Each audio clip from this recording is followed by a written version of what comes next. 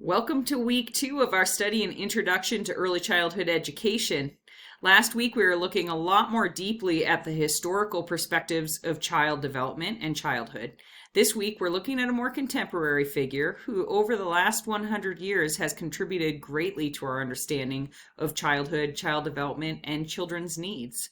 Jean Piaget. He was known and is still known as the father of developmental psychology because of how much he's really contributed to our understanding and our ability to work properly with children that we support.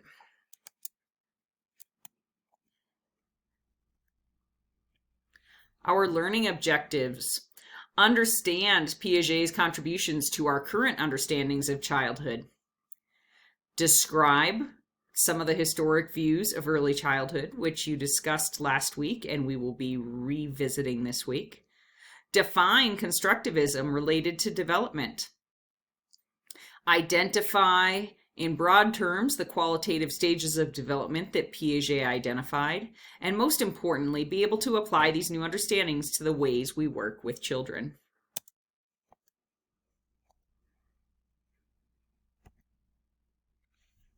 Our view of childhood has evolved tremendously. In years past, when we go through the centuries, children were often viewed as miniature adults. As soon as they were weaned and able to work at all, they were dressed similar to adults. They were not shielded or sheltered from information or from experiences by and large. They were working a lot, one-on-one, right alongside of the adults. We know today that this is not childhood as we think of it. Children absolutely have different needs than adults do.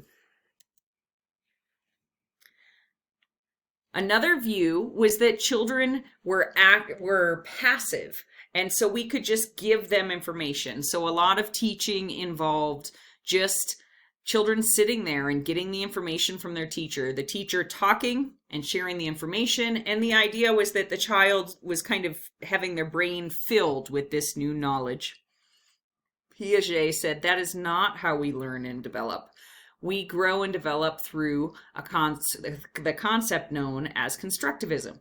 So we actively acquire our knowledge through experiencing it. We can't just sit and listen. We need to touch and feel and explore and discover on our own. And our past experiences as well are our base. So if you're learning the same thing as me in a class, we're still going to come out with different understandings and different knowledge because we're attaching that to our previous experiences as well. One of the very important things that Piaget did was discuss how we are qualitatively different at different ages and stages. So we have different types of developmental theories, but the stage theory says there are different points in our life where we are absolutely just different. It's not quantitative, meaning we're learning more and more and more, but at different ages, cognitively and with our brain development as well, we are at one level of understanding, and then it's almost like the balance tipping. Once we have enough knowledge and enough development as well, we then jump to that next stage of development. So it's qualitatively different, and you're going to see what I mean as soon as we go through these 4 stages. So Piaget did not look at lifespan development. He really looked at more developmental levels to a more adult understanding and cognition. And so there's 4 stages that he identified. One is sensory motor. It's the first 2 years of life. And during this, it's just like what it sounds like. We learn through our senses and through our motor activities. So we're actively exploring and doing in our environment. We are touching and feeling and tasting and kicking things and learning that way. We're not really learning through symbols or through language yet. We're really learning through our sensory experience. One thing that was discovered with infants is that children are really in that experience at the time. So out of sight, out of mind happens a lot of times with young infants where they're not really thinking about the toys that are no longer with them or their parents that are not with them when they're at school. They're experiencing actively in the moment. But around 8 months of age, and this is when stranger anxiety kicks in or separation anxiety from parents kick in as well, the understanding that things are permanent, objects or people continue to be there even if we don't see them. And so I'm going to long for them if it's something that I want or that I miss. We also start to represent things through the beginnings of our language as we're moving closer into toddlerhood. And we're able to represent things in our play even. So that could be holding a baby doll to pretend that I'm mothering something, holding some pretend fruit or food and pretending that I'm eating. This is going to start happening around 1 year of age when I'm able to represent my world around me with different objects. This is a big part of early childhood. If we look at this age range, it is roughly ages 2 to 7. And this is when children really begin using a lot of language and other symbols to represent their world around them. One thing that had been studied extensively is that children at this age are quite egocentric. That's not the way we think of it, where it has a negative connotation, meaning we're selfish and self-involved, but meaning at this age that children are often focused on their understanding of themselves and their wants and their needs. And this is new, right? They haven't thought of themselves as separate beings much before this age and this stage. And so they have a hard time sometimes taking others' perspectives, things like sharing. So for instance, if I have a toy that I want, I might not really understand why I should share with you because I'm very focused on what I know I need and want. Another interesting aspect of this stage is that children are largely illogical. And a good example of this is the concept of centration. So this picture that we're looking at is of a young girl, about 4 years of age, that had 2 rows of 5 quarters in each. And she was asked, are they the same or does one have more or less? And she counted 5 on the top. She was able to do that. And she counted 5 on the bottom. And she said they're the same. When they spread out, you can see that top row is a bit longer or larger. She then struggled. And so she said, no, the top row has more. So she was able to either think about quantity and counting or length, but not both at the same time. This is going to be disappearing by the time we move to the next stage.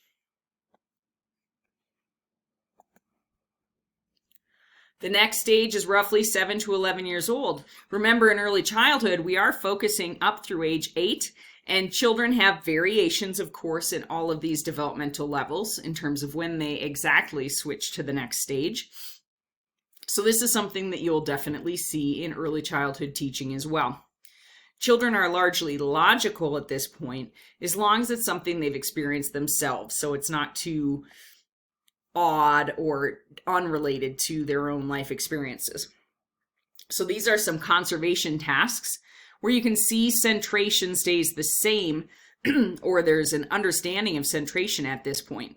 So if I have 2 liquids and I can see in this first instance that they are equal in amount, if I change the shape of the container holding one or the other, it might look like more than or less than, but I'm able to consider both things at the same time and recognize that it's still the same amount.